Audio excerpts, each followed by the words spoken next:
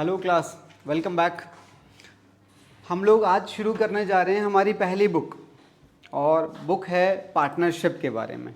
ठीक है, एक्साइटेड हो? नहीं नहीं, कोई मतलब ही नहीं है, पढ़ाई को लेके कौन एक्साइटेड होता है। चलो आओ।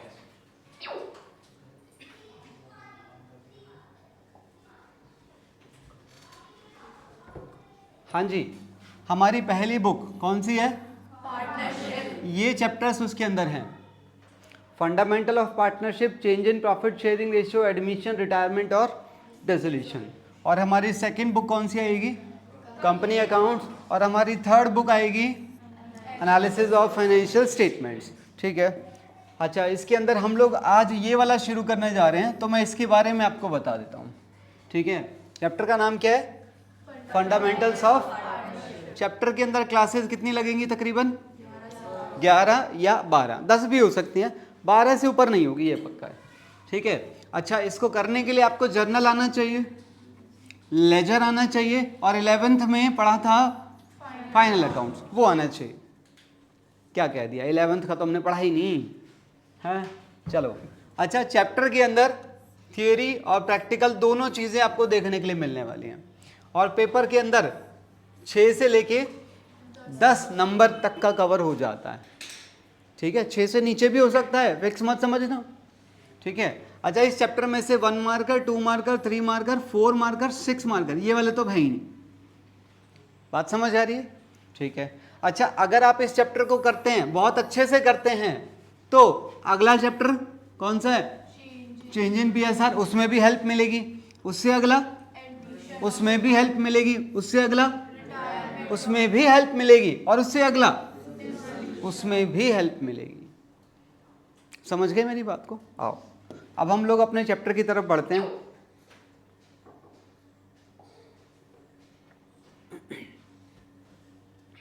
हाँ जी, बिजनेस आपने पढ़ा है, 11th में पढ़ लिया था, ये सोल प्रोप्राइटरशिप पढ़ लिया था। अभी बिजनेस एक और टाइप का कौन सा होता है? पार्टनरशिप। और एक और टाइप होती है कंपनी। आप जानते हैं इन तीनों के बारे में? जानते हैं? पक्का जानते हैं? ठीक है, ये वही होता है ना जिसमें बहुत सारे लोग होते हैं? क्या मजाक कर रहे हो यार, है ना? इसके अंदर तो देखो जरा समझो। सोल प्रोप्राइटर दिख रहा है, अकेला ही तो खड़ा है। ठीक है, इसकी लायबिलिटी अनलिमिटेड होती है, ये गलत है। ठीक है, और ये रहा, ठीक है, इसकी कैपिटल जो है, बिल्कुल ठीक है, कैपिटल जो है वो लिमिटेड रहती है, पर इसकी लायबिलिटी अनलिमिटेड रहती है। ठीक है, lack of continuity, limited size. Limited size का क्या मतलब है? ठीक है भाई, ग्रोथ करेगा भी तो कितना करेगा, ठीक है ना। और लैक ऑफ मैनेजरियल एक्सपर्टीज, आप समझते हैं इसे क्या होता है? हाँ, एक ही बंदा है, सारा काम खुद करेगा, सारे आइडियाज खुद के होंगे, इम्प्लीमेंट भी खुद ही करना है ना। अच्छा, पार्टनरशिप दिख ही रहा होगा, गंदे गंदे हाथ, है ना। ठीक है, और कंपनी के अंदर देखो क्या हालत होती है। अभी ये जितने दिख रहे हैं, इससे भी बहुत ज़्यादा लोग कंपनी के अंदर अपना पैसा लगा सकते हैं, जिन्हें हम लोग शेयर होल्डर्स कहते हैं। बिल्कुल ठीक कह रहे हैं आप लोग। ठीक है, अच्छा, इसके बारे में हम थोड़ी और बात करते हैं। अगर मैं फंड्स की बात करूं तो इसके अंदर बहुत कम, इसके अंदर थोड़े और ज़्यादा, और इसके अंदर बहुत ज़्यादा हो सकते हैं। ठीक है, ट्रांजैक्शन की मैं अगर बात करूं तो ट्रांजैक्शंस भी इनके अंदर ज़्यादा होते जाते हैं। ठीक है ना। लायबिलिटी की मैं अगर बात करूं तो इसके अंदर लायबिलिटी अनलिमिटेड है, इसके अंदर भी अनलिमिटेड है, इसके अंदर अनलिमिटेड है। क्या ये सबको क्लियर है? लायबिलिटी का क्या मतलब है यहाँ पर? क्या मतलब है प्रशांत, क्या तुम बता सकते हो? इसके अंदर ही बता दो, इसके अंदर लायबिलिटी अनलिमिटेड है, इसका क्या मतलब है? बिल्कुल, अगर बिजनेस में नुकसान हो जाए तो बिजनेस की लायबिलिटीज को निपटाने के लिए इसका घर बार सब बेच दिया जाएगा। बात समझ रहे? इसके आगे मैं नहीं जा रहा था, तुम लोग कुछ और सुनना चाह रहे थे। घर बार तक ही है बस, बीवी बच्चे नहीं। ठीक है, एनीवेज, अच्छा, इसके अंदर मैनेजरियल एक्सपर्टीज वो भी बढ़ती चली जाती है। इसके अंदर मैनेजरियल एक्सपर्टीज बहुत लिमिटेड रहती है क्योंकि अकेला ही है सब संभालने वाला। क्या मैं आगे चल सकता हूँ? आइए, ठीक है। अच्छा, इसके अंदर हम लोग आज क्या पढ़ने जा रहे हैं? 3 में से पार्टनरशिप पढ़ने जा रहे हैं हम लोग, ठीक है। तो आओ जरा पार्टनरशिप के बारे में मैं आपको बता दूं। पार्टनरशिप, जरा वो मुझे बुक देना जरा, पार्टनरशिप।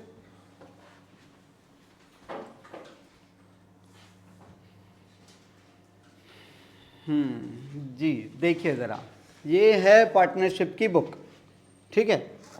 इसके बाद 2 बुक्स अभी और हैं जो आपको पढ़नी होंगी, ठीक है ना। बहुत आसान है, चिंता ना करो, घबराओ खाली, ठीक है। अच्छा, पार्टनरशिप के अंदर जैसे मैंने बोला कितने चैप्टर हैं?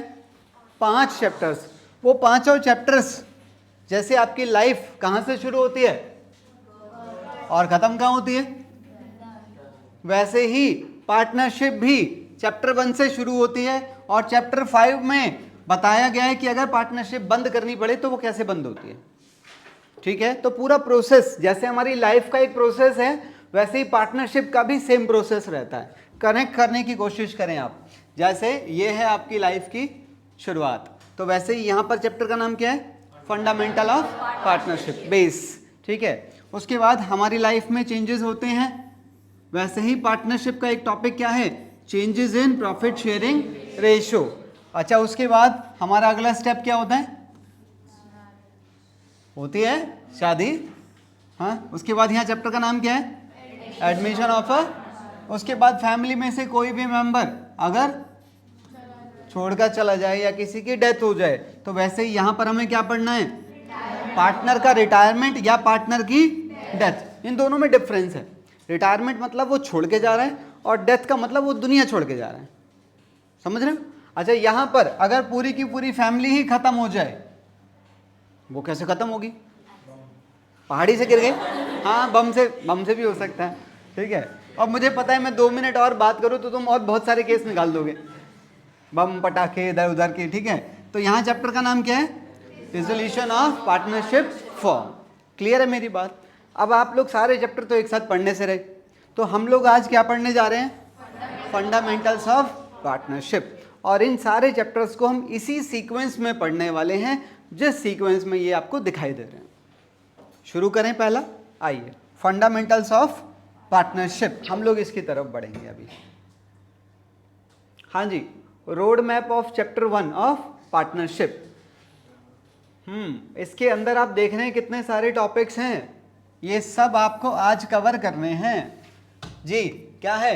Introduction and meaning of, nature of partnership, important terms partnership से related, features of partnership, types of, अरे ये तो तुमने पढ़ा हुआ है कि नहीं? Rights of a partnership deed क्या होती है, अगर पार्टनरशिप डीड ना हो तो कौन से रूल्स अप्लाई होते हैं, ठीक है। और यहाँ पर मैं कुछ और बातें बताने वाला हूँ, ठीक है। अभी मैं सबसे पहले कहाँ जा रहा हूँ? Introduction and meaning of partnership के ऊपर। क्या आप में से कोई कुछ बताना चाहेगा पार्टनरशिप के बारे में, अपने विचार? कोई भी? क्या आवाज है, नाइस। पार्टनरशिप के बारे में 2 शब्द, गंदी गंदी आवाज में। जब 2 लोग रिस्क बांट लेते, मतलब अगर मैं और मेरा दोस्त एक पतली सी रस्सी पे हाथ पकड़ के चलें तो वी आर पार्टनर्स। अगर नीचे कुछ नहीं है, नीचे खाई है बेटा, तो वी आर पार्टनर्स। कह रहा 2 लोग अगर मिलके रिस्क बांट ले, मतलब मैं और धर्म पत्नी मेरी, हम दोनों पार्टनर्स हैं। नहीं भाई, हम तो बहुत बड़े दुश्मन हैं। मैं रिस्क पे हूं ना बेटे नहीं, ये गलत है, ये गलत है। अनलिमिटेड लायबिलिटी, ठीक है। कुछ और? हाँ, जब 2 या ज्यादा लोग बिजनेस में लायबिलिटी और कैपिटल शेयर करके बिजनेस रन करते हैं। हाँ, क्या अर्न करते हैं? प्रॉफिट। हाँ, बड़ी सिंपल सी बात है। देखो, जब 2 या 2 से ज़्यादा लोग मिलकर एक बिजनेस को चला रहे हों और उस बिजनेस चलाने के पीछे मकसद प्रॉफिट कमाना हो और उस प्रॉफिट को वो आपस में बांट रहे हों, तो वो पार्टनरशिप है। और अगर इनमें से एक भी चीज़ गायब है, एक भी फीचर अगर गायब है, तो वो पार्टनरशिप नहीं है। एक एग्जांपल सोच के देखो आप, शाम के टाइम पे आंटियां दूध लेने जाती हैं ना, मिलके तो जाते हैं, पैसे भी होते हैं उनके पास, बेशक रोज नहीं होते हैं, होते तो है ना, तो क्या वो पार्टनर्स हैं? क्यों? क्योंकि बिजनेस, अबे बिजनेस भी नहीं है, प्रॉफिट भी नहीं है ना, सारे फीचर मौजूद होने चाहिए, तभी आप उसे पार्टनर्स कह सकते हैं, वो पार्टनरशिप तभी कहलाएगी। क्लियर है मेरी बात? पढ़ो जरा यहाँ पर, partnership is a relationship between persons who have agreed, agreed का मतलब एक एग्रीमेंट, ठीक है, to share profits of a, इसके अंदर से अगर कुछ मेन शब्द को मैं मार्क करना चाहूं तो क्या होगा? It is a relationship between persons, दो या दो से ज्यादा, who have agreed to share profits of a, तो ये सारे कीवर्ड्स हैं, अगर ये सारे कीवर्ड्स में से एक भी कीवर्ड मिसिंग है तो वो पार्टनरशिप नहीं। मेरी बात समझ आ रही है? ये बेटा जो आप पढ़ रहे हैं ना, ये लीगल लैंग्वेजेस होती हैं, और एक एक शब्द का लोग बड़ा गहरा मतलब निकालते हैं लॉ में से अपना काम चलाने के लिए। अभी आप लोग अभी स्टूडेंट हैं, बड़े हो जाओ, फिर आप देखना जब कभी कोई केस वेस फंस जाए या कुछ होगा ना, आप एक एक शब्द को बड़ी गहराई से पढ़ोगे। चलें आगे, आओ। हाँ, कैरिड ऑन बाय ऑल, कह रहा है या तो उसे सब मिलकर चलाएं, जरूरी नहीं है सब मिलकर चलाएं, और कोई एक, कोई दो, कोई तीन भी उसे मिलकर चला सकते हैं, ठीक है। आइए, हाँ जी, अगला पॉइंट क्या है? Nature of partnership. Nature of partnership, what is this?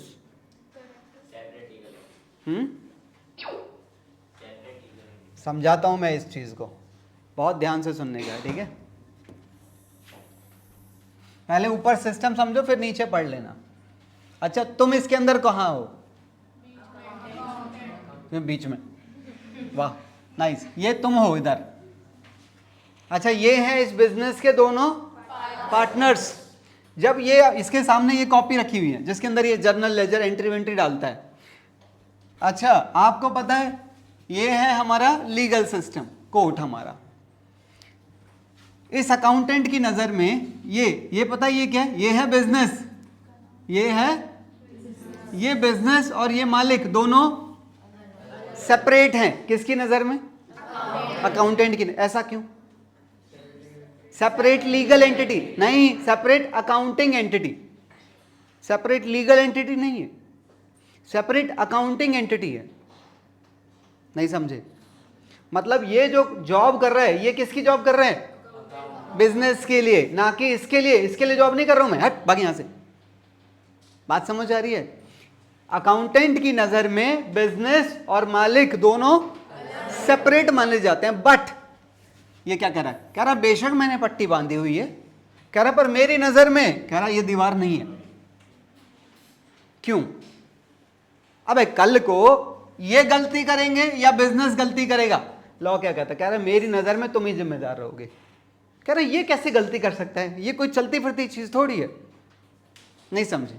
कह रहा तुम इंसान हो, तुम्हारे हाथ पैर चल रहे हैं, दिमाग चल रहा है, गलती करोगे तो तुम करोगे, बिजनेस थोड़ी गलती करेगा। तो कह रहा मेरी नजर में तुम दोनों एक ही माने जाओगे। पॉइंट समझ आ रहा है? तो सेपरेट अकाउंटिंग एंटिटी तो होता है, पर सेपरेट लीगल एंटिटी नहीं होता है। किसी का कोई डाउट हो? नहीं? अब आप इसे रीड करो, नीचे जो लिखा हुआ है।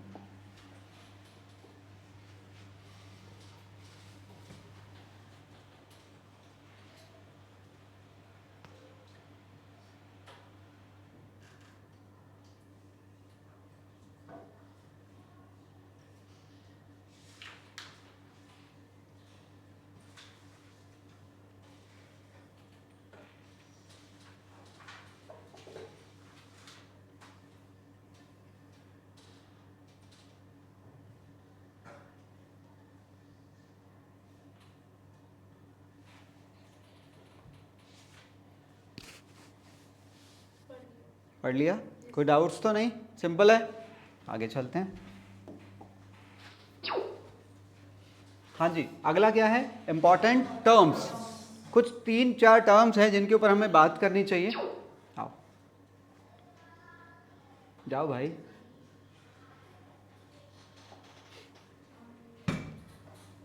बताओ ए कौन है? ए कौन है? ए इज अ पार्टनर। सी कौन है? और डी कौन है? बिल्कुल। जब मैं इनमें से किसी एक की बात कर रहा हूं, इसकी बात कर रहा हूं या इसकी बात कर रहा हूं, इंडिविजुअली अलग अलग होकर, ये क्या कहलाते हैं? ये पार्टनर कहलाते हैं। अब बताना ये कौन बैठा है? बिजनेस। ये फर्म बैठी है, ये फर्म बैठी है। मैं पूछ रहा हूं प्रशांत कौन है? He is a student. तुम सब कौन हो? क्लास। समझ आ रही मेरी बात? तो जब मैं इन्हें इंडिविजुअली पुकारता हूं तो मैं इसे पार्टनर कहता हूं, पर जब मैं इन्हें कलेक्टिवली पुकारता हूं तो मैं इन्हें फर्म कहता हूं। और ये जिस नाम से बिजनेस चलाया जाता है इसे फर्म नेम कहते हैं। क्लियर है मेरी बात? 3 शब्द, पार्टनर, फर्म और फर्म नेम। पार्टनर ये इंडिविजुअली पार्टनर कहलाते हैं, फर्म नेम ये कलेक्टिवली फर्म कहलाते हैं, और जिस नाम से बिजनेस चलाया जाता है उसे फर्म नेम कहते हैं। याद रहेगी? आओ। हाँ जी, फीचर्स ऑफ अ पार्टनरशिप। काफी लंबा टॉपिक है, टाइम लगेगा, ध्यान से सुनते जाना।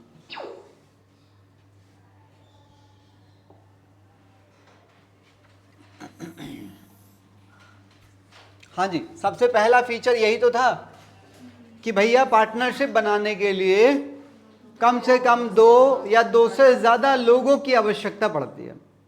ठीक है। अच्छा, अब ये जो 2 लोग हैं, क्या ये कोई भी हो सकता है?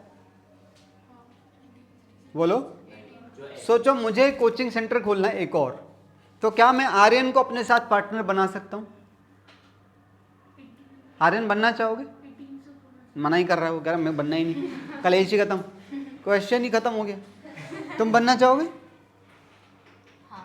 और ये बन नहीं सकती है, 18 से कम ही होगी पक्का है अभी तो।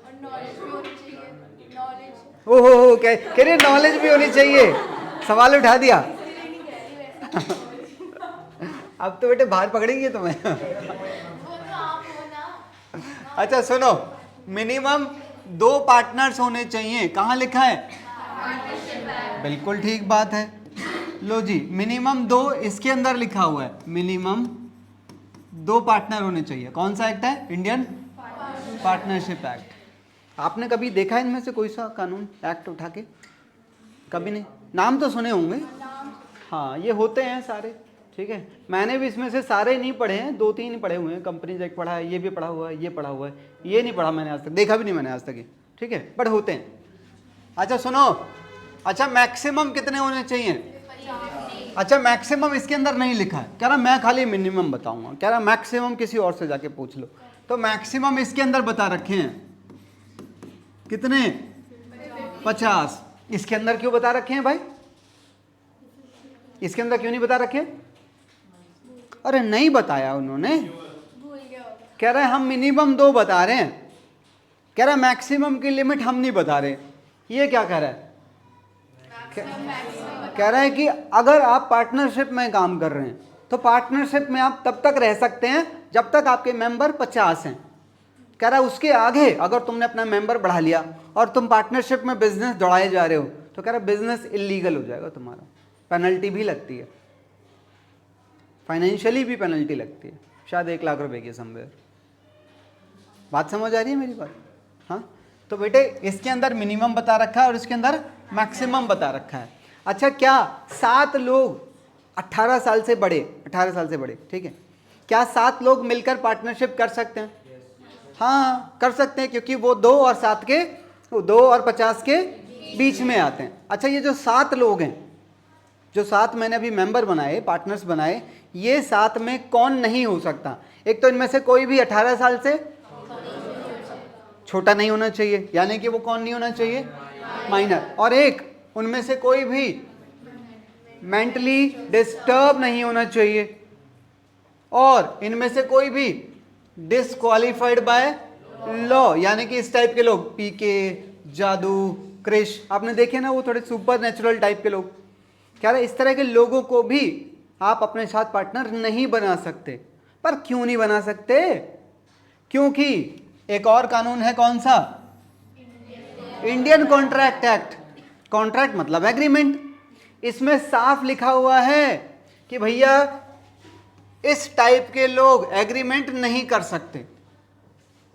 जब इस टाइप के लोग एग्रीमेंट ही नहीं कर सकते, और हमें पता है पार्टनरशिप बनाने के लिए एग्रीमेंट चाहिए, जब एग्रीमेंट इसने मना कर दिया तो क्या ये वाला कानून इसकी बात को काट देगा क्या? कोई सा भी कानून किसी दूसरे कानून की बात को काट नहीं सकता। सब एक दूसरे का पूरा रिस्पेक्ट करते हैं। मैं इनकी बात कर रहा हूँ। हाँ, ऐसे तो कुछ और भी केसेस है इसमें, पर मैं इससे ज़्यादा नहीं जाऊँगा क्योंकि हम अकाउंट्स में हैं, हम पार्टनरशिप एक्ट नहीं पढ़ रहे हैं। ऐसे तो एक और भी है इसके अंदर, आप उसको भी नहीं कर सकते एग्रीमेंट। जैसे मान लो पाकिस्तान का कोई बंदा है और आपका वॉर चल रहा है, तो आप उसके साथ भी एग्रीमेंट नहीं कर सकते। तो ठीक है, हम अपने सिलेबस को थोड़ा सा लिमिट में रखेंगे, अदरवाइज हम कहाँ घुस जाएंगे? पार्टनरशिप एक्ट के अंदर घुस जाएंगे, और पार्टनरशिप एक्ट के अंदर जाते जाते जाते हम अकाउंट भूल जाएंगे। ठीक है, तो थियोरेटिकली एक लिमिट रहेगी हमारी। ठीक है, हाँ जी, मिनिमम क्लियर है, मैक्सिमम क्लियर है, और ये वो लोग हैं जिनको पार्टनरशिप अलाउड नहीं है। ठीक है, अब एक बात और सुनो, मैंने अभी क्या बताया? माइनर को आप पार्टनर नहीं बना सकते। पक्का? बना सकते हैं, पर सिर्फ प्रॉफिट्स के लिए बना सकते हैं। वो नॉर्मल पार्टनर में काउंट नहीं होगा, उसे लॉसेस शेयर नहीं करने पड़ेंगे। इसी का एक सेक्शन है, इसी के अंदर एक सेक्शन है, सेक्शन नंबर 30, वो हमें अलाउ करता है कि आप किसी माइनर को भी पार्टनर बना सकते हैं, पर केवल प्रॉफिट्स के लिए पार्टनर बना सकते हैं, लॉसेस के लिए पार्टनर वो नहीं होगा। इतना क्लियर है? अब सुनो, सोचो आपने किसी माइनर को पार्टनर बना लिया, और जब आपने उसे पार्टनर बनाया, आपने केवल प्रॉफिट्स के लिए बनाया, जैसा कि हमें ये अलाउ भी करता है। उस टाइम पे वो 17 साल का था, एक साल बाद वो 18 का हो गया, तो क्या वो अब भी नॉर्मल पार्टनर रहेगा या क्या होगा? जिस दिन वो 18 साल का हो जाएगा, उससे आने वाले 6 महीने तक का उसको टाइम दिया जाता है डिसीजन लेने का कि पार्टनरशिप में रहना चाहता है या नहीं रहना चाहता है, रिफ्यूज करता है या एक्सेप्ट करता है।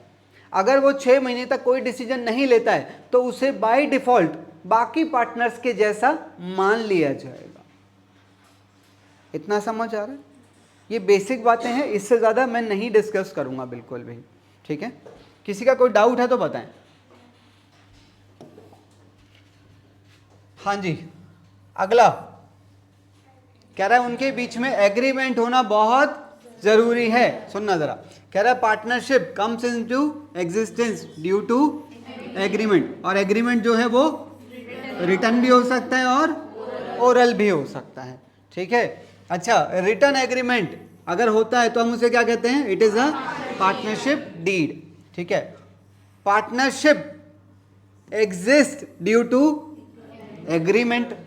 अगर एक पार्टनर, जैसे मान लो देखो ए, बी और सी, ये 3 लोग हैं और ये तीनों मिलके क्या चला रहे हैं? पार्टनरशिप। अब मैं कह रहा हूं रोहित के पापा, ठीक है, और रोहित की मदर और रोहित का भाई, ये भी मिलकर एक बिजनेस चला रहे हैं।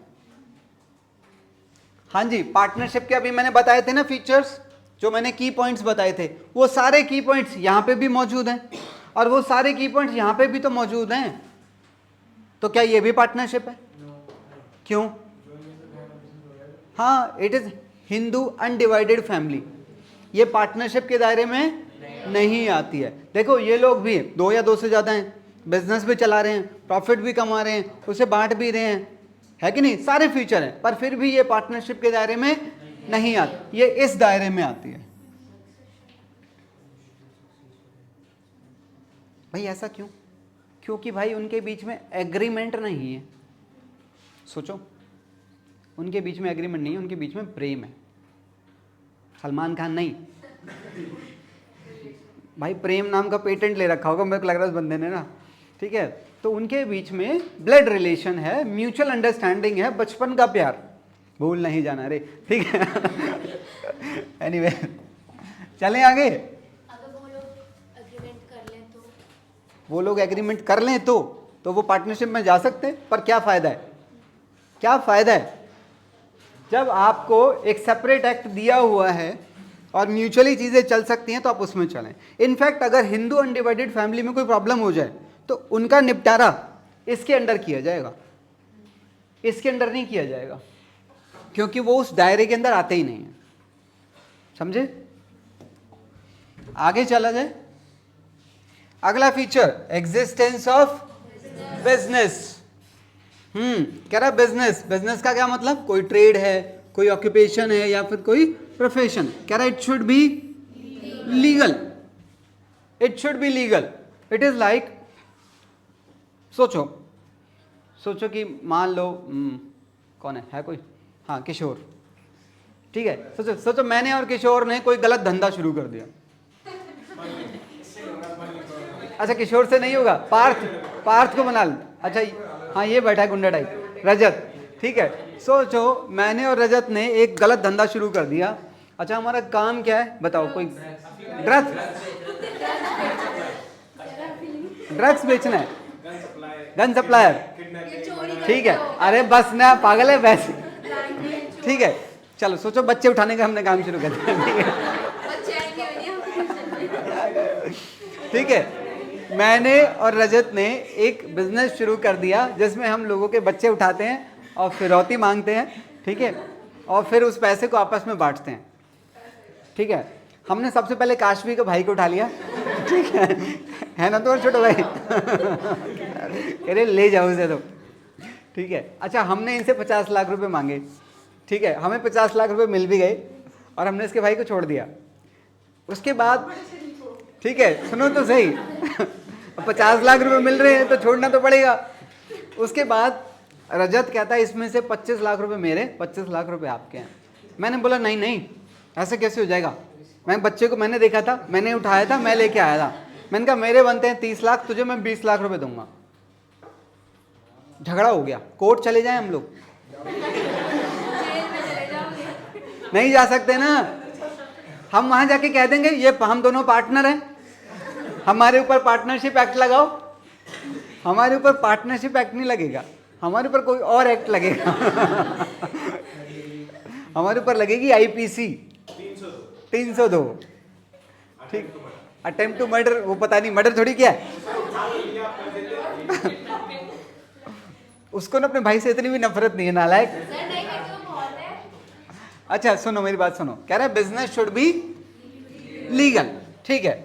अच्छा ये वाला पॉइंट समझ आया कि बिजनेस लीगल होना चाहिए। उसके बाद income from joint property is not a business. ये क्या है? मतलब मान लो मैं अपना कोचिंग सेंटर चला रहा हूँ और मेरे साथ में मान लो कीर्ति मेरी पार्टनर है, ठीक है, नॉर्मल चल रहा है, ये बिजनेस है, ठीक है। अच्छा उसके बाद हमने ना प्रॉफिट्स अर्न करके एक बिल्डिंग और खरीद ली, उस बिल्डिंग से हमें प्रॉफिट आ रहा है, आप उसे पार्टनरशिप नहीं कह सकते। नहीं समझ रहे? अरे मान लो मैंने और मेरे एक और फ्रेंड ने, चलो एग्जांपल चेंज करते हैं, मैंने और मेरे एक फ्रेंड ने कुछ पैसा मिलाकर एक बिल्डिंग खरीद ली और हमने वो बिल्डिंग खरीदी मान लो 1 करोड़ रुपए की। हमने सोचा जब महंगी हो जाएगी तब बेच देंगे, और महंगी हो गई और बेच दी, प्रॉफिट भी कमा लिया। तो क्या ये पार्टनरशिप का प्रॉफिट है? ये पार्टनरशिप नहीं है, क्योंकि वो बिजनेस ही नहीं है भाई, वो बिजनेस नहीं है, वो तो एक साइड एक्टिविटी थी बस। अगर आप ऐसा डेली बेसिस पे, रेगुलर बेसिस पे कर रहे हैं तो वो बिजनेस के दायरे में आएगा, वरना वो बिजनेस ही नहीं होगा। क्लियर है?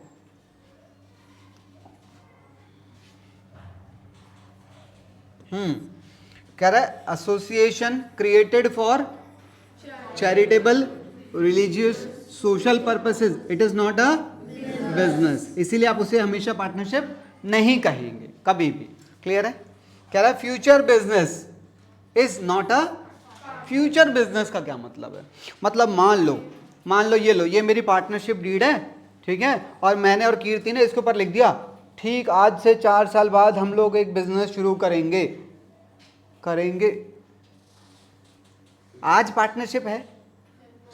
क्योंकि बिजनेस आज की डेट में एग्जिस्ट नहीं कर रहा है। फ्यूचर में जब वो टाइम आ जाएगा उस टाइम पर आप पार्टनरशिप के दायरे में आएंगे, आज नहीं आते हैं। क्लियर है? ऐसा बेवकूफ़ी करेगा कोई एग्रीमेंट? हाँ, एक और पॉइंट है, शेयरिंग ऑफ।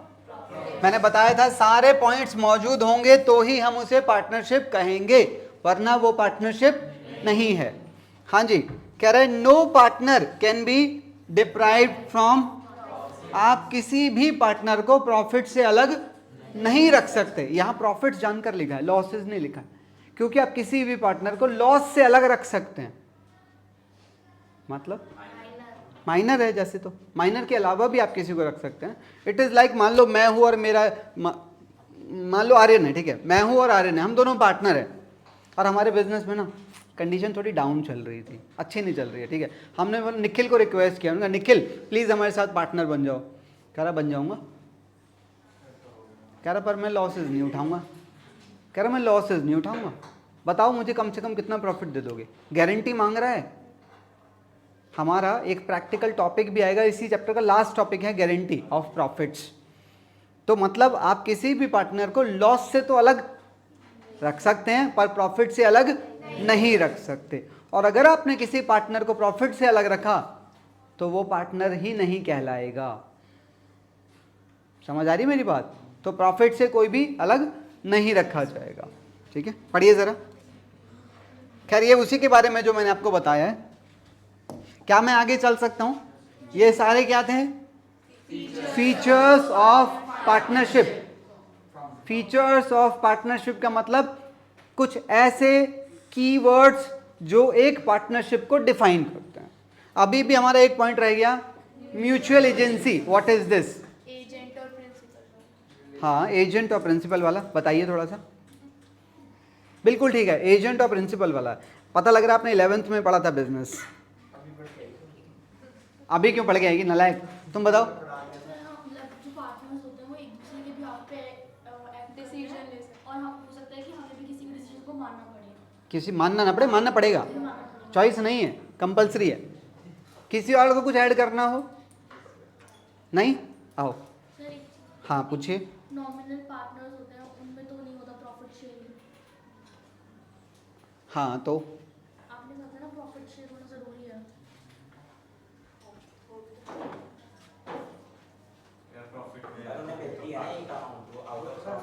तुम एक मिनट क्या कहना चाह रहे हो?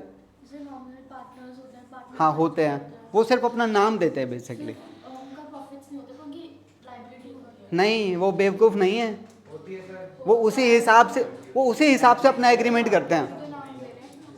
अगर कोई बंदा बिजनेस में प्रॉफिट्स नहीं ले रहा है ना तो वो लायबिलिटी भी अपनी एक लिमिट में रखवाएगा। आप सोच के देखो बेटा, आपको मैं पार्टनर बना लूँ अपने साथ कि भैया आप एक नॉमिनल पार्टनर हैं, आपको मैं प्रॉफिट नहीं दूंगा, तो क्या आप जिम्मेदारियां ले लोगे? आप भी तो एग्रीमेंट में ये क्लियर करवाओगे ना कि मेरी लायबिलिटी की क्या लिमिट है। समझ गए? वो नॉर्मली है, अगर कुछ नहीं लिखा है तो होगी, क्योंकि जनता की नज़र में तो आप पार्टनर है ना। आप प्रॉफिट ले रहे हैं नहीं ले रहे, दैट इज योर प्रॉब्लम। हाँ, रियलिटी की मैं बात कर रहा हूँ। अगर आप रियलिटी की बात करें तो आप अपने उस क्लॉज में, अपने एग्रीमेंट में ये ऐड करवाओगे कि मैं प्रॉफिट्स नहीं ले रहा हूं तो मेरी पब्लिक लायबिलिटी इतनी होगी या इतनी नहीं होगी। ये तो डेफिनेटली क्लियर कराएगा आदमी, वरना क्यों लेगा? वो कहते हैं ना, खाया पिया कुछ नहीं, गिलास थोड़ा बाराना। आगे चले। अभी हमारा एक फीचर इसके अंदर रह गया है, कौन सा? Mutual agency. मैं ये आपको बताऊंगा। कह रहा है relationship of principal and agent. As an agent, he represents other partners and thereby bounds them through his acts. इसका क्या मतलब है बेसिकली? कि एक पार्टनर सोचो, ए बी और सी ये 3 पार्टनर्स हैं, ठीक है। अच्छा, ये है मिस्टर शाहरुख खान का घर, मन्नत, ठीक है, यही नाम है ना।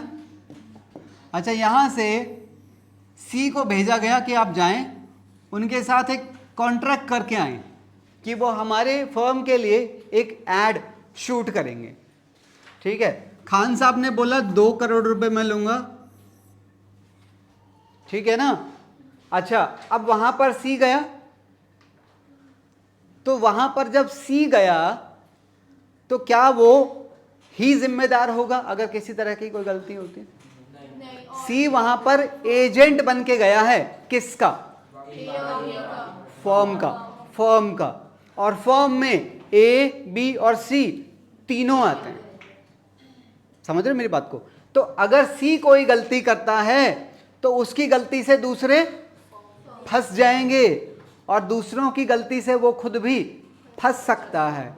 यही है म्यूचुअल एजेंसी। जो तेरा है वो मेरा है, और जो मेरा है वो तेरा है। जो तूने किया वो मैंने किया, जो मैंने किया वो तूने किया। बेसिकली सब क्रॉस कनेक्शन में है चीजें। समझ रहे हो? पॉइंट समझ आ रहा है? आगे चल सकते हैं।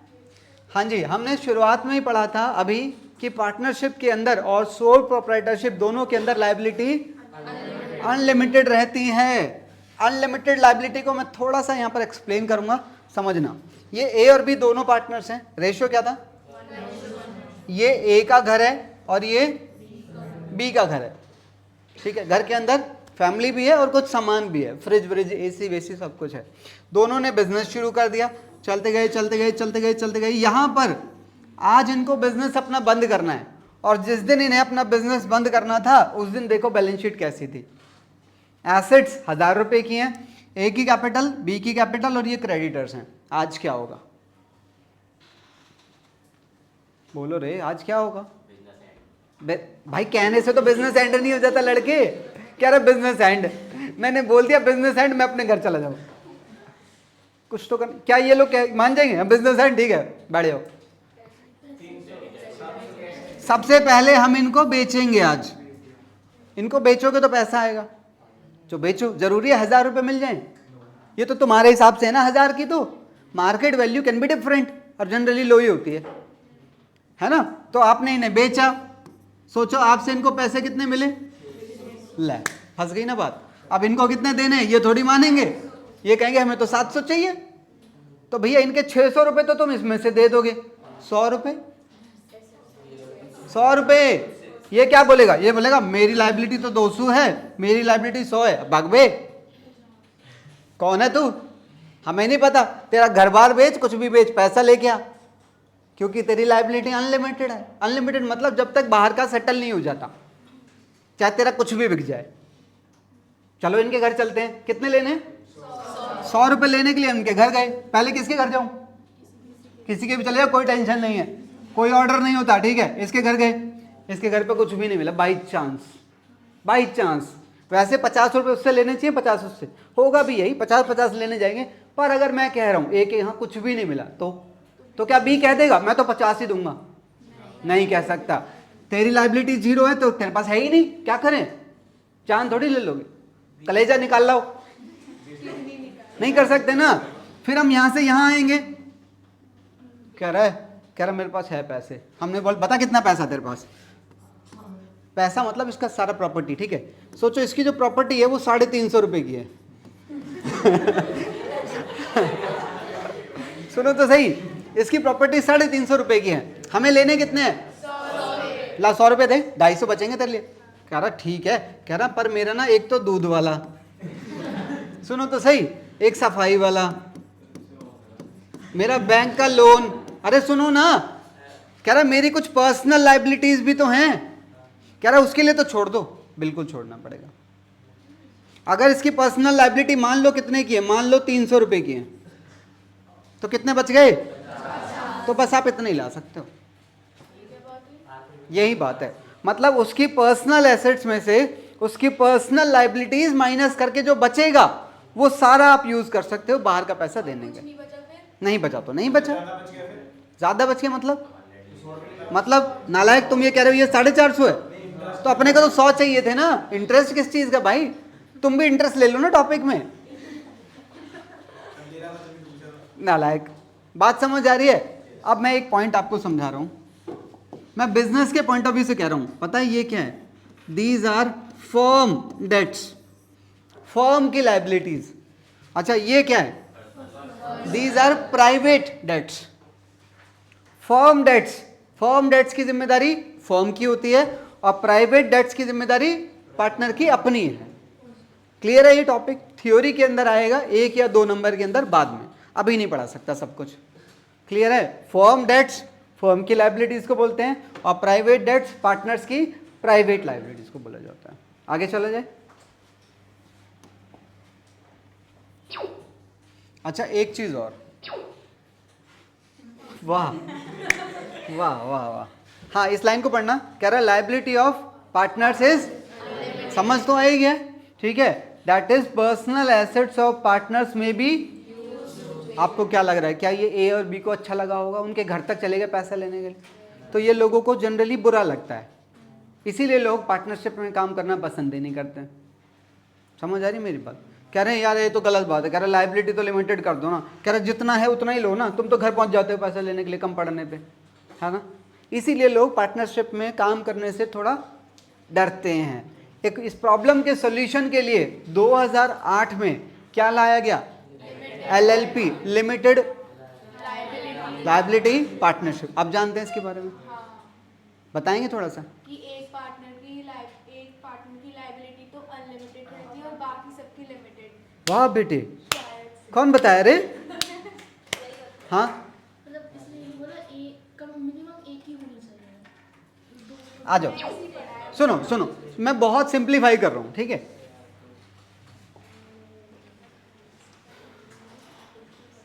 बात को समझने की कोशिश करना। ये है पार्टनरशिप और यहां मैंने किसको रखा?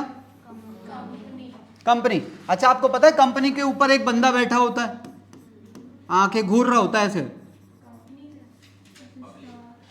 पब्लिक, अरे नालायक, ROC, registrar of companies. Registrar जैसे मैरिज रजिस्ट्रार होता है ना, वैसे इनका भी एक रजिस्ट्रार होता है। कह रहा मैं तुम पे पूरी निगाह रखूंगा, ऐसे घूरता रहूंगा तुम्हें गिद्ध की तरह। समझ रहे हो मेरी बात को?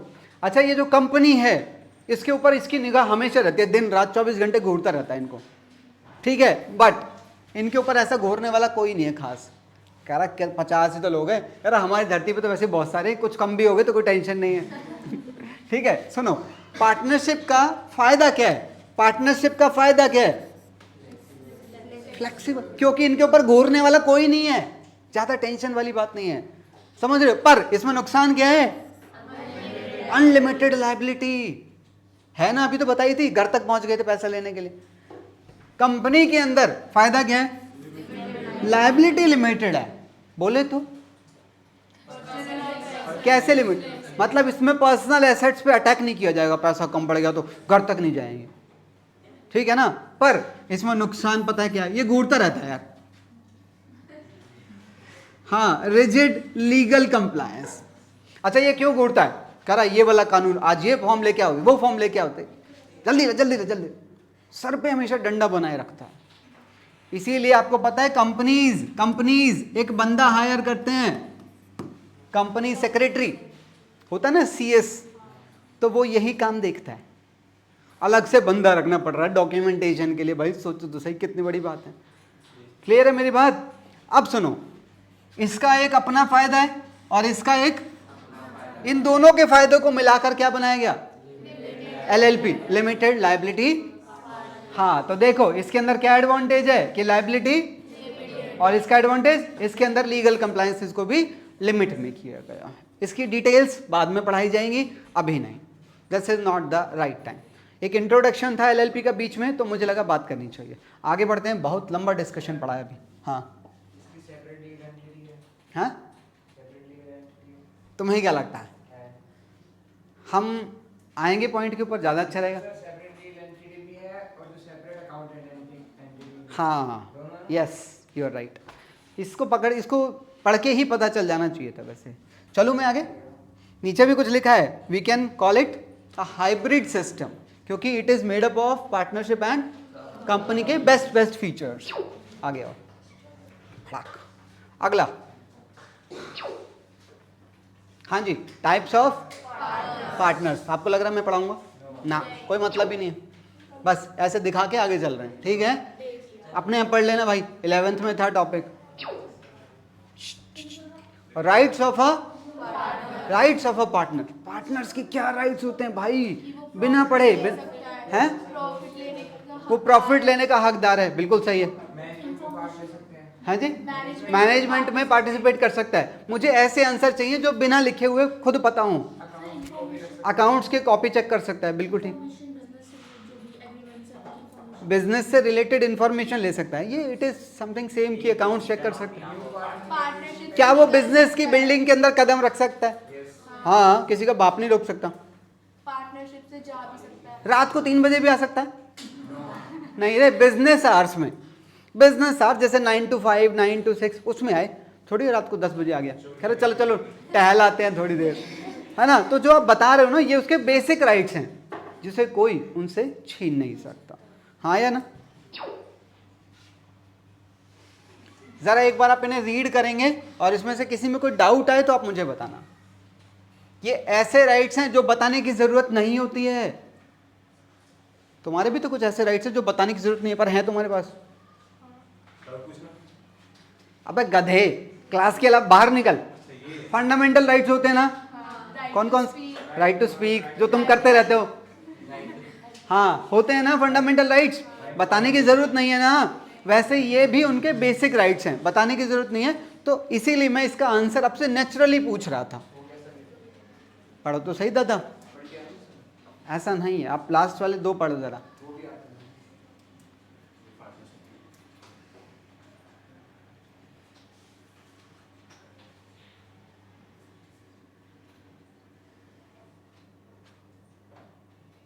लास्ट वाले में हाफ लाइन का मीनिंग था ना, एंड ही वाज हिम और पिया। कितना गंदे तरीके से बोल रहे हो, मेरे को नींद आने लगी। क्या पूछ रहे हो? अच्छा, लास्ट वाले का, every partner has right to indemnify for the expenses if any was borne by him on behalf of the firm. It is like मैं तुझे भेज दूं कि जा अभी बल्लभगढ़ जाके मेरे लिए प्रिंट आउट्स निकलवा के लिया, और मैं तुझे पैसे ना दूं, मेरे को देने चाहिए था ना, तो तू वहां जाएगा अपने पॉकेट से खर्चा करेगा ना, आके मेरे से तू वो पैसे वापस ले सकता है। वैसे ही अगर कोई पार्टनर फर्म के नाम पे कुछ पैसा खर्च करता है कहीं पर भी, तो वो आके फर्म से उसे रिम्बर्स करवा सकता है, वापस ले सकता है, भरपाई करवा सकता है, ठीक है। ये उसका राइट है भाई, बताने की जरूरत ही नहीं है, ठीक है। Second, every partner has right to be consulted about the affairs of the firm. It is, वो अभी बताया तो था, to participate in the management, same ही बात है। फर्स्ट वाला वो एक ही बात है, कह रहा है उसके पास राइट है कि वो लोग उसे भी पूछें, ठीक है। अगला, पार्टनरशिप डीड।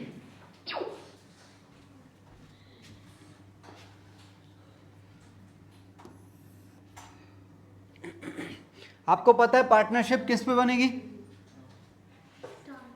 स्टैम्प पेपर पे। 100 रुपये का, 50 रुपये का, 10 रुपये का, 20 रुपये का स्टैम्प पेपर होते हैं, ठीक है। पर क्या पढ़ते हैं उसके लिए? आपको क्या पढ़ना पड़ेगा? हाँ जी, हर चीज़ का एक्ट है हिंदुस्तान में। अपना तो ना के बराबर है, सब कॉपीड है बाहर से। ये वीडियो बाहर नहीं जानी चाहिए। क्या क्या? अरे होते हैं कुछ डिफरेंसेस। मैंने कहा ना मैं बाहर नहीं जा सकता टॉपिक से। इंडियन स्टैम्प एक्ट में कौन घुसेगा भाई? ये मैंने क्यों यहाँ पर अटैच किया है, इसका एक रीज़न है, सुनो। आर्यन, हमें एक बेटा इक्वेशन की लिमिट रखनी पड़ेगी, trust me. Already we are around कितना हो गया? 450, 50 मिनट्स निकल चुके हैं यार। टॉपिक अभी आधा भी नहीं हुआ है, मैं बता दूं। यही सच्चाई है जीवन की, ठीक है। सुनो, आपको जो अपनी पार्टनरशिप डीड बनाती हैं, पार्टनरशिप डीड में आप यही सब चीजें तो लिखते हैं, इन्हें हम क्या बोलते हैं? Contents of. तो ये सारे कंटेंट्स आपको किस पे लिखने हैं? स्टैम्प पेपर पे। अब स्टैम्प पेपर कितने रुपए का लगना है वो कहाँ लिखा हुआ है? तो इसीलिए अगर कभी आपसे पूछा जाए कि क्या पूछा जाए, partnership deed should be according to Indian Stamp Act. बात समझ आ रही है? अगर कभी ऐसा पूछा जाता है, आपको ये याद नहीं रखना 100 रुपये का, 50 रुपये, 20 रुपये, नहीं, ये तो आपको दिखाने के लिए मैंने यहाँ पर फोटो अटैच की है। क्लियर है मेरी बात? अच्छा सुनो, एक बार जरा इसे रीड करना यहां से लेके यहां तक।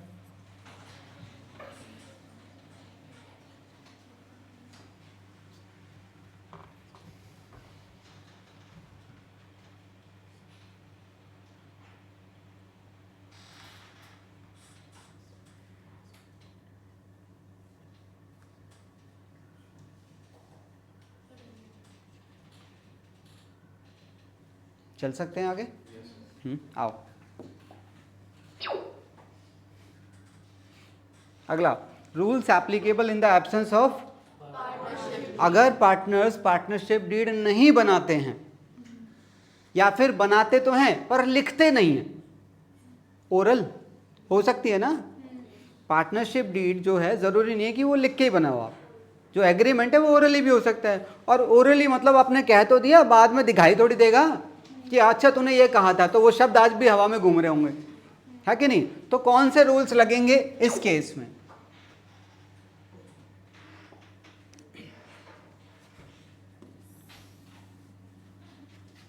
हाँ जी, पार्टनर्स को सैलरी और कमीशन नहीं मिलेगा, profit sharing ratio, interest on capital, interest on loan, interest on drawing.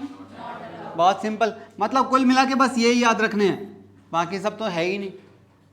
ठीक है, तो ये सब कौन से हैं? अकाउंटिंग इशू, पर कुछ अदर इश्यूज भी इसके अंदर आते हैं, उनके ऊपर हमें बात करनी चाहिए। सुनो, माइनर का एडमिशन, अगर आपकी पार्टनरशिप डीड साइलेंट है, अगर पार्टनरशिप डीड साइलेंट है तो फिर कौन काम कर रहा है? पार्टनरशिप एक्ट काम करता है उस केस में।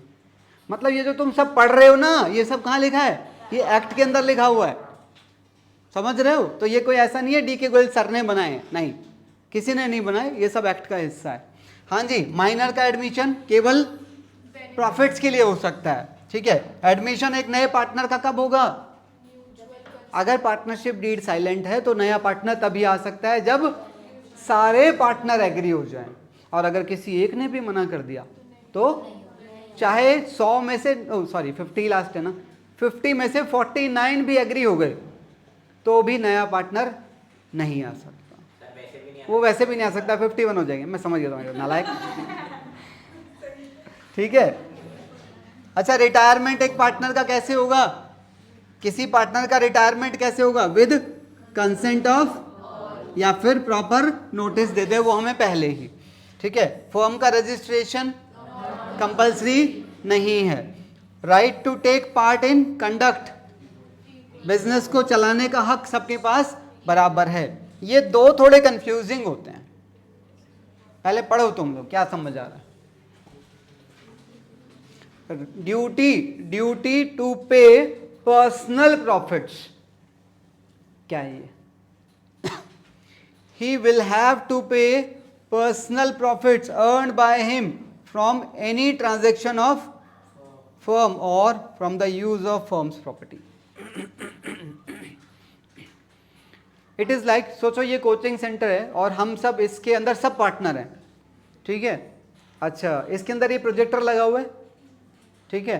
अच्छा, ये प्रशांत है ना, प्रशांत ने क्या किया? प्रशांत का एक फ्रेंड है कोई बाहर, उसको प्रोजेक्टर चाहिए था, ठीक है, एक दिन के लिए। इसने प्रोजेक्टर यहाँ से निकाला और अपने दोस्त को दे दिया और उससे 10,000 रुपये ले लिए रेंट के नाम के। और अगर हमारी फर्म की ये बात सामने आ गई तो क्या होगा? तो इसने फर्म की प्रॉपर्टी यूज करके प्रॉफिट कमाया है, तो वो प्रॉफिट इसे लौटाना पड़ेगा। ये लिखा हुआ है इस वाले पॉइंट में। या फिर एक और एग्जांपल ले लो, प्रशांत ने क्या किया? फर्म की अलमारी में से पैसे निकाले और गैम्बलिंग के लिए चला गया और वहां पे जीत भी गया। तो इसने 1 लाख रुपए निकाले थे, इसके 5 लाख रुपए बन गए। वहां पे कितने लौटाएगा? 1 के 5, पूरा लौटाना पड़ेगा, क्योंकि इसने जो कमाया है वो फर्म का पैसा यूज करके कमाया। हाँ, पैसा लौटाना पड़ेगा, चाहे वो उसने कैसे कमाया हो, फर्म के पैसे से कमाया है ना। अच्छा, अगर वो 1 लाख रुपए हार जाता तो उसको अपनी साइड से तो हमें खाली 1 लाख रुपए लौटा दे हमारे, चाहे तू हार या जीत। बात समझ आ रही है? अगर वो फर्म के पैसे को यूज करके प्रॉफिट्स कमा रहा है तो वो प्रॉफिट्स लौटाने पड़ेंगे, और अगर लॉसेज उठा रहा है तो वो लॉसेज उसको खुद उठाने पड़ेंगे। हमें हमारा ओरिजिनल अमाउंट चाहिए बस। पॉइंट समझ आ रहा है? तो ये दोनों पॉइंट्स लिखे हुए हैं, देखो एक बार क्या लिखा है, ड्यूटी टू पे और ड्यूटी टू बियर, दोनों में फर्क है।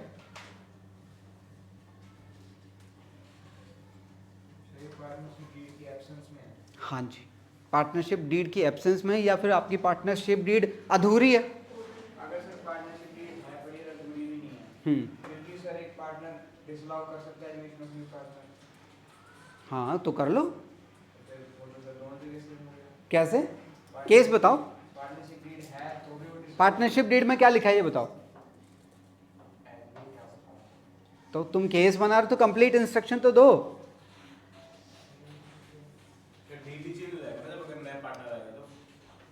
हाँ तो डीड तो चेंज होगी अगर नया पार्टनर आएगा तो। डिसॉल्व हो जाएगी पुरानी। हाँ, पुरानी हट जाएगी, नई डीड बन जाएगी।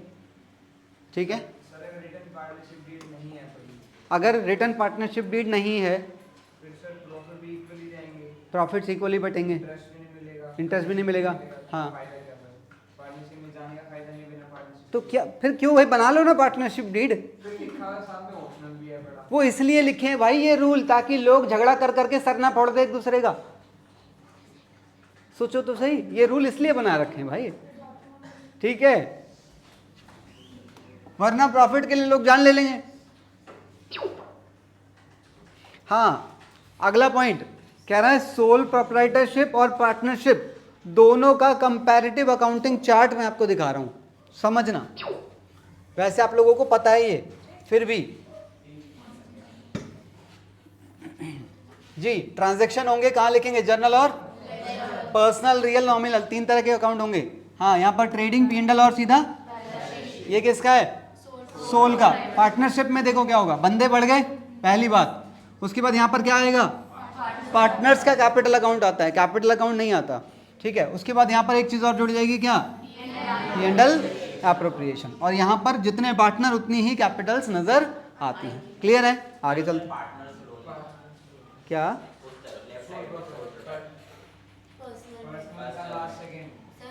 हाँ ये तो अच्छा अच्छा, ये नहीं है, ये नहीं है, ठीक है, क्लियर है बात।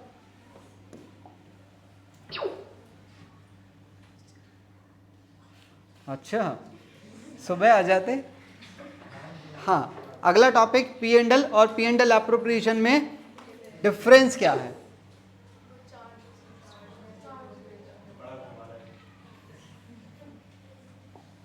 दोनों को पढ़ो जरा, पढ़ो पढ़ो पढ़ो। आई होप ये वाला नहीं पूछोगे शायद, मैंने बता दिया था, फिर भी अगर तुम्हें लगे।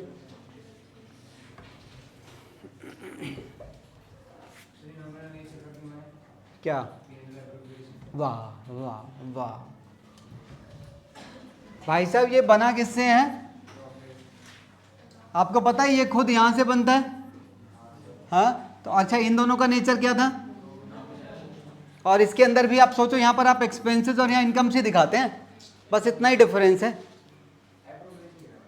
हाँ क्यों, क्या है वो, क्या है वो, फिर जो जो यहाँ दिखाते हैं वो क्या है फिर, इंटरेस्ट, सैलरी, कमीशन, क्या है फिर, खर्चा ही तो है। फर्म के लिए तो खर्चा है, फर्म तो सेपरेट है ना अकाउंटिंग पॉइंट ऑफ व्यू से। थोड़ा जल्दी पढ़ो, फैल जाओगे थोड़ी देर में, मुझे पता है, आधे तो जमीन पे पड़े होंगे। क्या सारे पड़े होंगे, नॉट पॉसिबल। तुम खड़े हो जाओ ना 2 मिनट के लिए।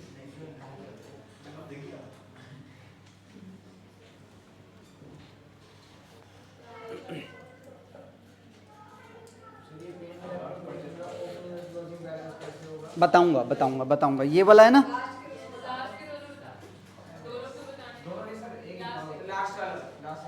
लास्ट वाला या सेकंड लास्ट। देखो इसका ओपनिंग बैलेंस नहीं हो सकता। अब सोचो, मेरी बात को समझो, आपने यहाँ पर कुछ प्रॉफिट कमाया, प्रॉफिट यहाँ आया, मान लो 2 लाख, आपने यहाँ पर कुछ इंटरेस्ट, सैलरी, कमीशन वगैरह दे दिए, उसके बाद यहाँ जो बच जाता है उसे हम कुछ कहते हैं डिविजिबल प्रॉफिट। उसको रेशो में बांटते हैं, मत बांटो, मर्जी है आपकी, मत बांटो, आप उसे अनडिस्ट्रीब्यूटेड छोड़ दो। मान लो 50,000 का है, ठीक है, तो ये 50,000 का प्रॉफिट यहाँ चला जाएगा P&L अप्रोप्रिएशन के नाम से, बैलेंस, समझ रहे हो? और फिर ये 50,000 का बैलेंस यहाँ का ओपनिंग बैलेंस बन जाता है, और फिर जो यहाँ प्रॉफिट कमाओगे वो भी इसके साथ आएगा, फिर ये टोटल हो गया हमारे पास बांटने के लिए। तो P&L अप्रोप्रिएशन का ओपनिंग बैलेंस हो सकता है, पर P&L का कभी नहीं होगा। हाँ, नेक्स्ट ईयर भी नहीं। हाँ तो वो तो आपके ऊपर है ना, आप उसके प्रॉफिट को अगर अनडिस्ट्रीब्यूटेड छोड़ रहे हैं तो वो बैलेंस शीट में जाएगा। आर्यन जी, वैसे मैं आपकी जानकारी के लिए बता दूं, कहा तो ऐसा जाता है कि इसके अंदर सिर्फ पर्सनल और रियल आते हैं, दिमाग लगा के ना थोड़ा सोचना, इसके अंदर नॉमिनल भी घुस जाते हैं। पता है कैसे? नॉमिनल कुछ यहाँ होते हैं, कुछ यहाँ होते हैं, तो वो बैलेंस हो के ही तो यहाँ पहुँच जाते हैं, बस वो खुद नहीं दिखाई देते, उनका निचोड़ जो होता है ना, यानी कि प्रॉफिट, तो वो दिखाई देता है यहाँ पर। नहीं, आप अलग से भी दिखा सकते हैं, जरूरी नहीं है कैपिटल में ऐड करो, दैट इज योर चॉइस। अभी ये देख लिया है, घूर लिया है, बताते क्यों नहीं अभ्यक? अरे टॉपिक यहीं से इंपॉर्टेंट है, आगे आगे ध्यान देना, जो मुझे मेन मुद्दा पढ़ाना था आज का वो यही है। क्या है अगला टॉपिक? कैपिटल अकाउंट्स ऑफ, ध्यान रखना, कैपिटल अकाउंट्स ऑफ पार्टनर्स। आओ जरा,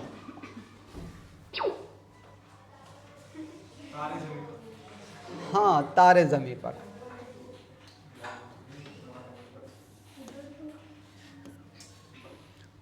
हाँ जी सुनो, 2 सिस्टम होते हैं। पहला सिस्टम क्या है? फ्लक्चुएटिंग कैपिटल अकाउंट सिस्टम, और एक और होता है कौन सा? Fixed capital account system. हम लोगों ने एक असाइनमेंट किया था इस क्लास के होने से पहले, वो असाइनमेंट हमने इस बेस पर किया था पूरा का पूरा, फ्लक्चुएटिंग कैपिटल अकाउंट सिस्टम के बेस पर। अच्छा, जब हम ये वाला सिस्टम मेंटेन करते हैं तो पार्टनर्स के नाम से क्या बनता है?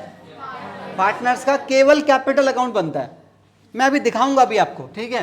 अच्छा, अगर हम ये वाला सिस्टम फॉलो करते तो यहाँ पर 2 अकाउंट बनते हैं, पार्टनर्स का कैपिटल अकाउंट और पार्टनर्स का 2 अलग अलग अकाउंट बनते हैं।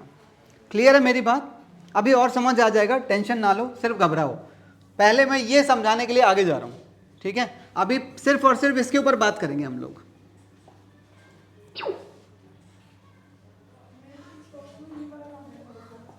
अभी आप लोग यहाँ पर देखो जरा, ये वही असाइनमेंट की शीट है जो हम लोगों ने किया था। फील करो, मैंने बताया था ये क्या होता है।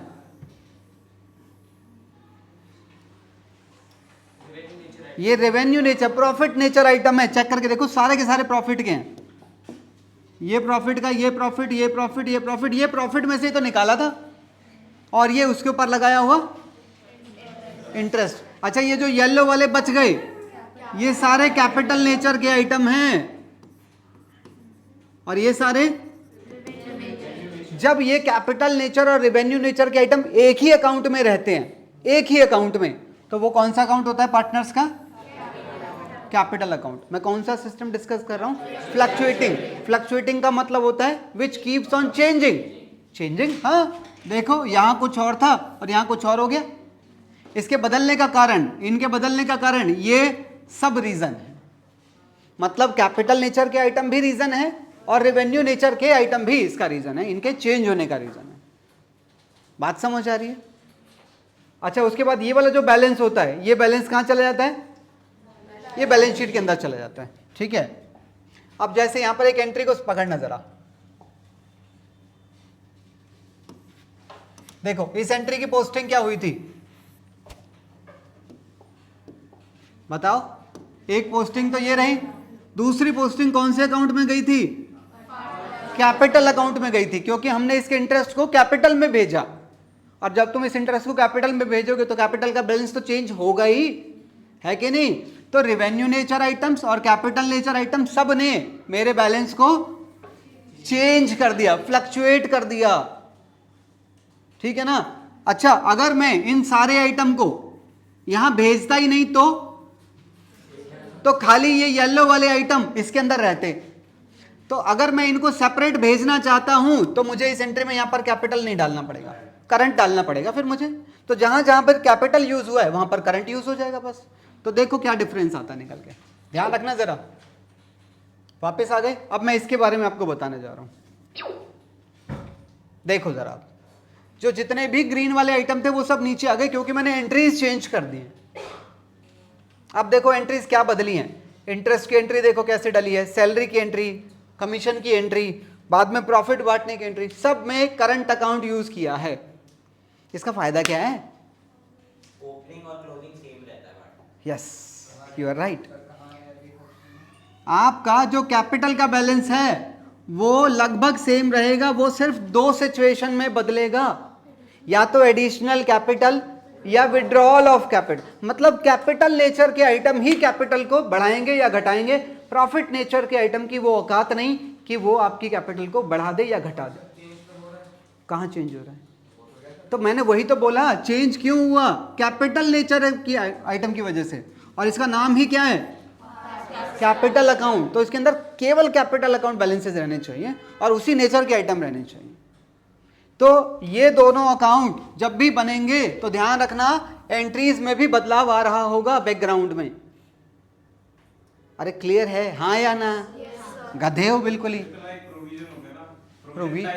प्रोविजन मत बोलो यार इसे, मतलब उसके जैसा रहेगा। तुम, मैं समझ गया तुम कहाँ ले जा रहे हो उस इमेज को, पर ऐसे मत बोलो। सर क्या फायदा इनको सेम करने का? मतलब ये सवाल जेन्युइन है, ये बात हुई। कह रहे फायदा क्या है इनको दो बनाने का? सोचो बेटा, एक बात बताओ, अगर ये सारा प्रॉफिट का आइटम यहीं चला जाए तो आपका बैलेंस बढ़ जाएगा, बढ़ जाएगा ना। अगले साल अब यही आपकी कैपिटल हो जाती, फिर अगले साल फिर तुम इंटरेस्ट जब देते तो फिर इसके ऊपर देते, है ना? क्यों नहीं? इनके ऊपर इंटरेस्ट नहीं दिया जाता है। इंटरेस्ट केवल कैपिटल के ऊपर दो ना जो तुमने इन्वेस्ट की है। नहीं नहीं नहीं नहीं नहीं नहीं, इन्हें विड्रॉ करने के चांसेस रहते हैं। रेवेन्यू नेचर के जो आइटम हैं वो आपके सेपरेट रहेंगे तो वो आपके कैपिटल को बढ़ाएंगे ही नहीं, और जब कैपिटल बार बार बढ़ेगी ही नहीं तो कैपिटल का जो इम्बैलेंस है वो भी नहीं होगा। इसीलिए उन्हें सेपरेट अकाउंट में भेज दिया जाता है। पर जैसे मैंने अभी बताया,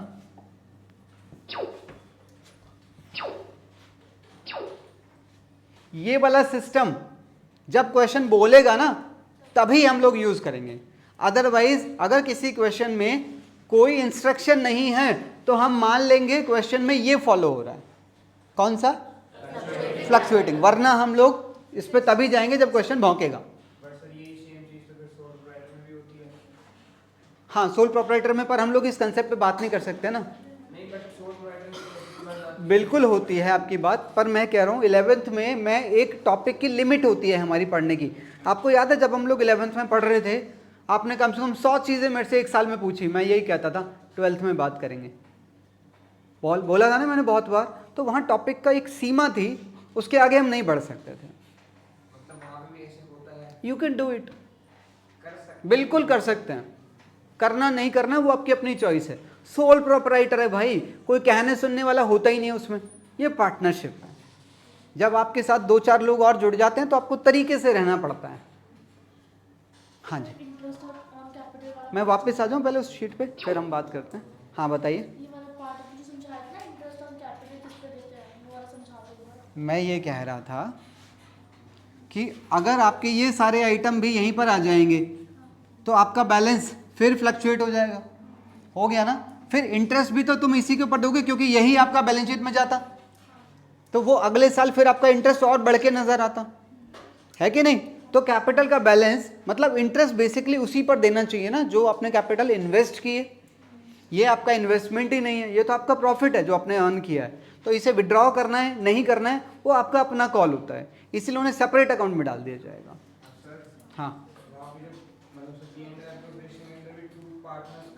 यस यस, इसमें भी करंट अकाउंट ही आएगा जब ये प्रॉफिट बांट, बेटे वो गलती से हो जाता है कभी कभार, यहाँ पर करंट अकाउंट ही आएगा, यू आर राइट।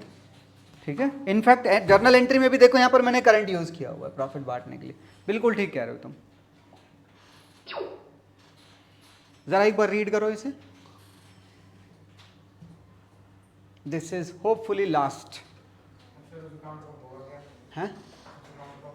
किस अकाउंट का? ले वापस आ जा, 1 मिनट कर लेना। अरे ये बैलेंस भी बैलेंस शीट में जाएगा और इनके बैलेंसेस भी बैलेंस शीट में जाएंगे दोनों। हाँ बिल्कुल, जैसे कैपिटल अकाउंट कैरी होता है करंट अकाउंट भी कैरी होगा।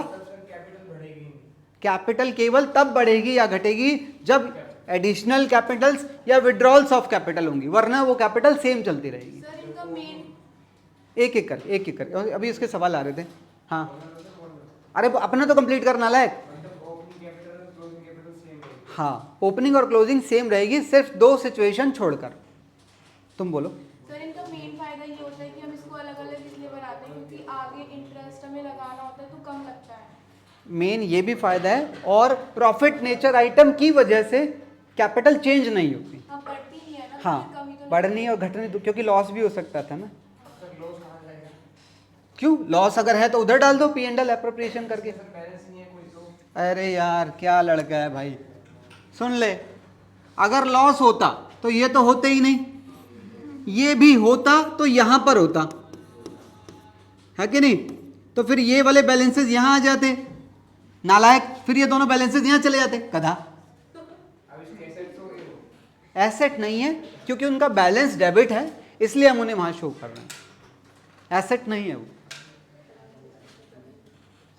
हाँ अच्छा एक बात बड़ी प्यारी आई यहां से, इसका मतलब एक चीज क्लियर है, इसके अंदर हमेशा क्रेडिट बैलेंसेस होंगे, बट इसके अंदर क्रेडिट भी हो सकते हैं। ये बढ़िया सवाल था, मजा आया। हाँ सर मतलब किसी को पैसे निकालने हैं अपने इसमें से तो इसे डेबिट करके। हाँ करंट अकाउंट से पैसा निकाल सकते हैं, निकाल तो वो कैपिटल में से भी सकते हैं, पर वो उसका अपना डिसीजन है कि मुझे इंटरेस्ट ऑन ड्राइंग देना है या मुझे इंटरेस्ट ऑन कैपिटल घटाना है, वो उसका डिसीजन होगा। इंटरेस्ट ऑन ड्राइंग्स को देंगे इसमें। अगर आपने ये वाला पैसा टाइम से पहले ही निकाला होगा, इसके होने के बाद उसके बाद निकाल लो, हाँ कोई दिक्कत। घर ले गया, हाँ कल आके फिर इन्वेस्ट कर दिया, कैपिटल बढ़ गई। तो वो तो तब लगाओगे ना कैपिटल जब बिजनेस में जरूरत होगी। वाह वाह वाह वाह, कह रहा है प्रॉफिट हो गया, घर ले गया, लाके दोबारा इन्वेस्ट कर देगा, कि ले कैपिटल ले लो। क्यों ले लो? पैसा भी तो जरूरत होनी चाहिए, तभी तो कैपिटल लेंगे। ये सही है, मेरे घर पे 5 करोड़ फालतू पड़ा है, मैंने लाके लगा दिया, चलो इंटरेस्ट मिल जाएगा। भाई तभी तो लोगे जब जरूरत होगी। हाँ ओ भैया ये कौन है रे लोन वाला? किशोर। सर अभी नींद से उठा है। अच्छा अरे सुनो, इसको रीड करो जरा। अरे गधे, पढ़ो इसे, इसी टॉपिक से कुछ रिलेटेड थियरी पार्ट है, एक बार पढ़ना चाहिए आप लोगों को।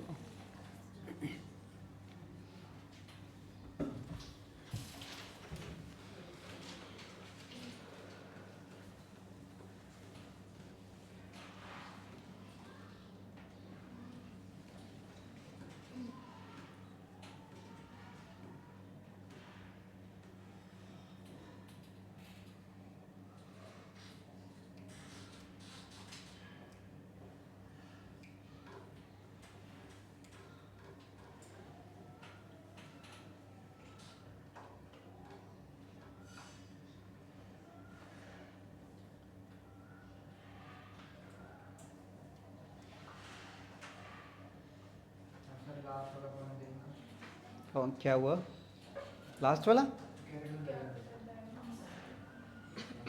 हाँ तो भाई अगर फ्लक्चुएटिंग है, फ्लक्चुएटिंग में तो एक ही अकाउंट बनता है, कैपिटल भी उसमें, प्रॉफिट भी उसमें, लॉस भी उसमें, तो बैलेंस कैन बी नेगेटिव ना। पढ़ लिए क्या? हटा दूं? बस दैट्स इट। करंट अकाउंट बन रहा है, हाँ ड्राइंग को दिक्कत क्या होगा?